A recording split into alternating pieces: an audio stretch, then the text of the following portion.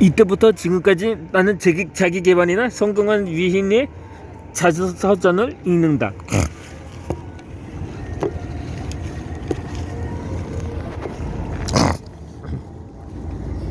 지금은 한층 더 나아가 의식 변화의 중요성을 알고 그에 관한 책을 읽고 있다. 이렇듯 본인의 관심사가 무엇인지 파악하고 접근함이 무엇보다 중요하다. 그리고 책의 제목을 보고 책을 선택하게 된다. 나는 책의 제목만을 보고 구매했다가 3분의 1 정도 읽고 더는 읽지 않은 책들도 있다. 굳이 핑계를 대자면 너무 어려운 내용으로 지필되어 흥미가 사라지니 자연히 하품만 나왔다. 그래도 상관없다. 책은 한 페이지 한 줄에서도 배워가는 법이다. 이제는 각 소제목을 읽어보고 앞장의 서문과 느낌이 있는 소제목에 2-3페이지 정도는 읽어보고 구매한다. 운 좋게 서점이 시가 가까이 있어 퇴근길에도 자주 방문한다. 일단 읽고 싶은 책을 고르면 서점 의자에 앉아 서문과 함께 5페이지까지 읽어본다.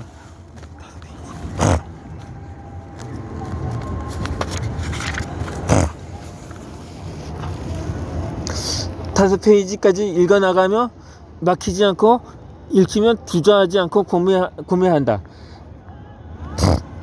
베스트셀러는 굉장히 한 인기를 얻는 책으로 특정 기간, 예를 들어 1개월 혹은 1년 동안의 높은 판매를 나타낸 책이자, 마치 이런 책을 읽지 않으면 시대에 뒤떨어진다는 생각과 함께 다른 이들의 대인관계에 열등의 의식이 생길까 두려운 불안감 때문에 선택하는 예도 많다.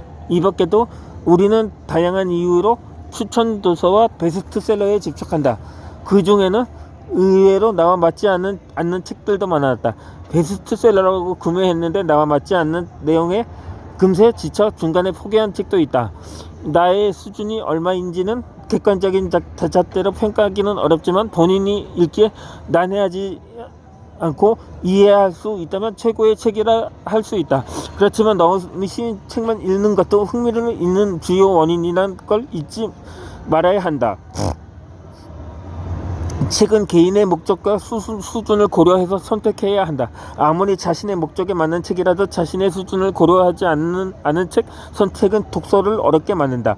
어렵고 난해하면 흥미와 의욕이 사라진다. 흥미가 사라지면 책을 펼치고 얼마 지나지 않아 눈꺼풀이 무거워진다. 이런 모습이 3일 이상 지속하면 독서는 지금 힘들어, 다음에 읽어야겠어 라며 책 읽기를 미루게 된다. 미루기 시작하면 이내 독서를 포기하고 만다. 독서는 보편적이면서도 지극히 개인적이다. 따라서 개인마다 취향이 다르므로 본인만의 책의 정도를 파악할 수 있다. 책이 술술 읽혀 한 권을 읽었다는 성취감이 쌓여 자연스레 독서 습관이 형성된다. 수준에 맞는 책을 선택해 읽어야만 흥미와 궁금증을 유발해 독서가 지속된다. 여름철을 준비하는 봄부터 헬스클럽에는 처음 보는 낯선 얼굴들이 많이 보인다. 이맘때면 20대 대학생이나 직장인들이 몸 만들기 프로젝트가 시작된다. 회사 업무가 끝나는 저녁 8시 30분에 15분 거리의 헬스장에 도착한다. 갑자기 운동하는 사람들이 많아져 무슨 운동을 해야 하나 순간 고민하게 된다. 운동을 하면서 자연스레 처음 보는 얼굴들이 있어 운동하는 모습을 보게 된다. 어떤 이는 개인 지조를 받기도 하지만 어떤 이는 혼자 열심히 무게를 들어 올린다. 하지만 어딘가 모르게 부자연스럽다. 분명 덤벨을 가지고 열심히 들어 올리지만 온몸으로 올리고 있다는 걸 알았다. 가만 보니 운동을 처음 하는 초보자인 것 같았다. 처음에는 가벼운 무게로 연습을 오래도록 해야 한다. 그리고 호흡도 상당히 중요해서 리듬에 맞춰 운동해야 몸에 무리가 가지 않는다. 나는 팔꿈치의 관절이 연골이 거의 없다시피 해 잘못 운동을 하거나 무리하면 잠을 잘 때 통증을 느낀다. 그래서 운동하는 젊은 친구들을 보면 처음엔 전문가에게 정확한 자세를 배우고 시작하길 당부한다. 돈이 들더라도 말이다. 자기 수준에 맞지 않는 무게로 안정되지 않은 자세로 무리를 하면 지금 당장은 이렇다 할 문제는 나오지 않는다. 하지만 서서히 습관으로 누적되기 시작하면 오히려 몸을 망친다.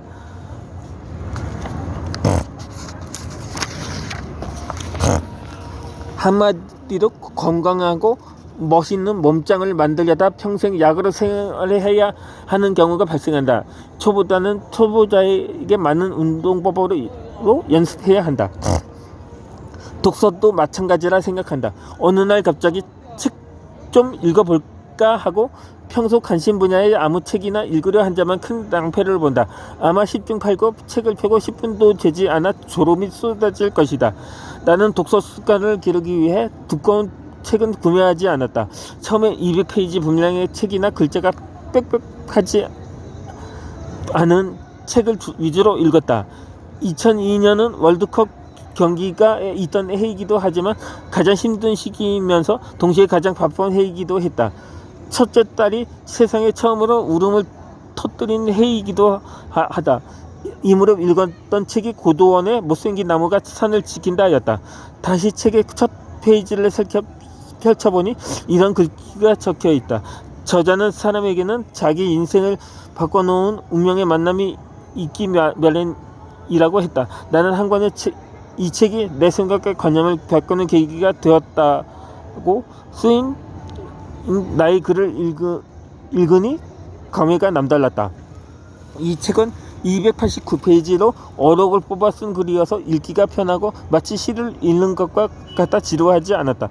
쉽게 읽히고 금세 한 권 읽었다는 성취감과 어록의 뜻깊은 글들로 여러 번 읽기를 반복했던 책이다. 운동은 또 다른 고통의 인내를 반영한다.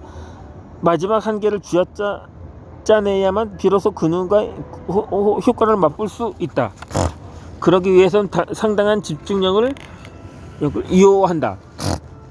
흐트러짐 없는 꾸준한 집중력을 얼마나 발휘하느냐가 그 사람의 수준을 평가한다. 독서 역시 잠시 잠깐 다른 생각을 하다 보면 금방 읽은 부분이 듬성듬성 생각나고 앞뒤 내용을 이해하지 못한다.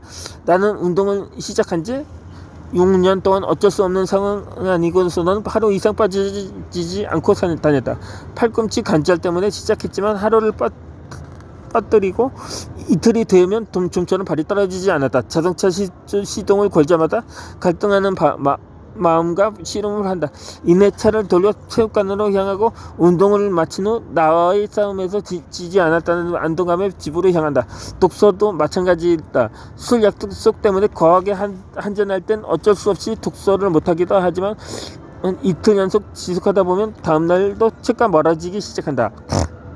몸짱의 근육도 하루아침에 만들어지지 않듯이 독서 근육도 어쩌다 읽고 덮어둔다고 늘지 않는다. 매일 10분이라도 읽어야 한다. 그러기 위해선 책을 고르는 안목을 키워야 한다. 본인에게 맞는 책을 골라 차분히 책상에 앉아 읽어야 한다. 팔의 근육은 덤벨의 무게로 집중력을 다해 계속되는 반복의 힘으로 커지게 된다. 독서 근육도 이와 같다. 엉덩이의 무게로 집중을 다해 읽기를 반복하다 보면 독서 습관, 근력이 함께 생겨난다. 내 수준에 맞는 책을 선정해 읽기를 멈추지 않아야 한다.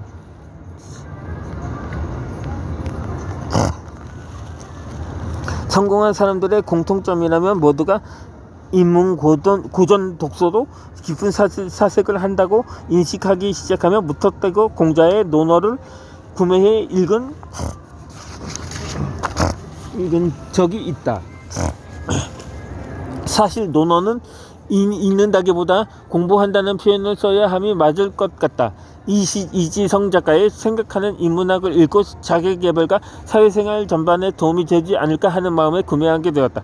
사실 책에서도 지난 평생 읽고 사색해온 한 권의 인문고전이 있는가? 잠시 자신의 삶을 돌아보라.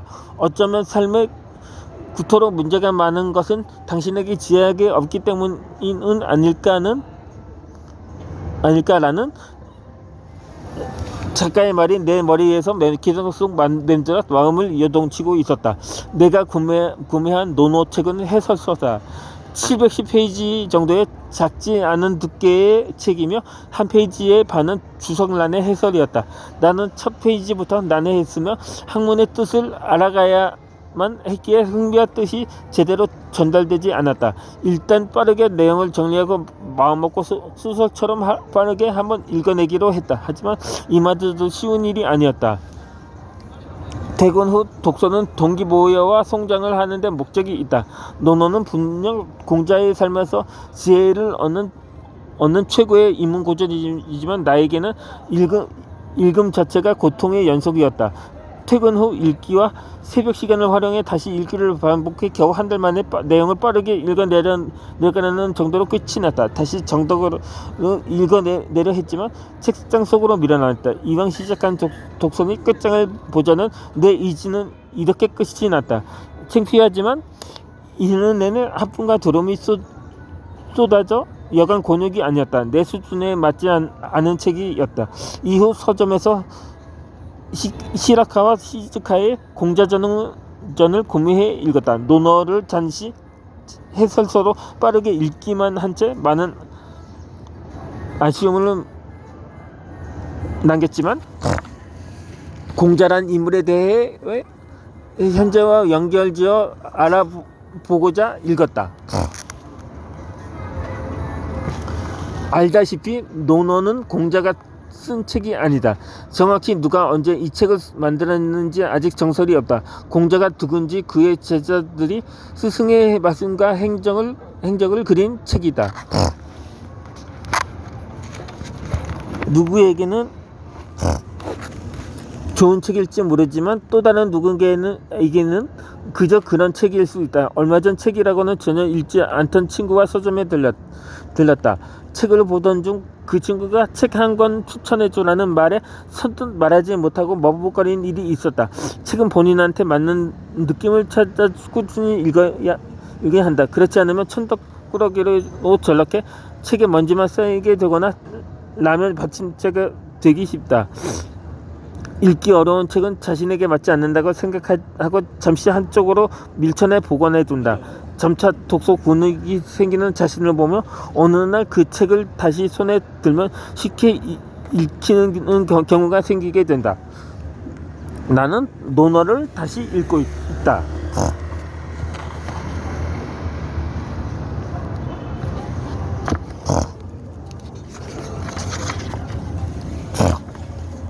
제4장 작심삼일도 10번이면 한 달이다. 작심삼일이라는 말이 떠오르면 제일 먼저 뇌리에 떠오르는 이미지가 하나 있다. 바로 담배다. 난 불과 얼마 전까지만 해도 대단한 애연가였다. 회식이나 술자리가 이어지면 흡연량은 배가 되었다. 사실 애연가 중 금연의 실패 경험은 누구나 가지고 있다. 그리고 다른 건 몰라도 담배 인심은 왜 그리 또 좋은지 남모르는 사람과도 금배 말을 트이게 해주는 매개체라고 할 수 있다. 결혼하고 아이가 태어나면 끊겠다고 다짐하기도 했고 아이가 돌잔치하는 날에 또다시 끊겠다고 미루기도 여러 번. 매번 아내에게 신용 없는 사람이 되어도 절대 끊지 못했다.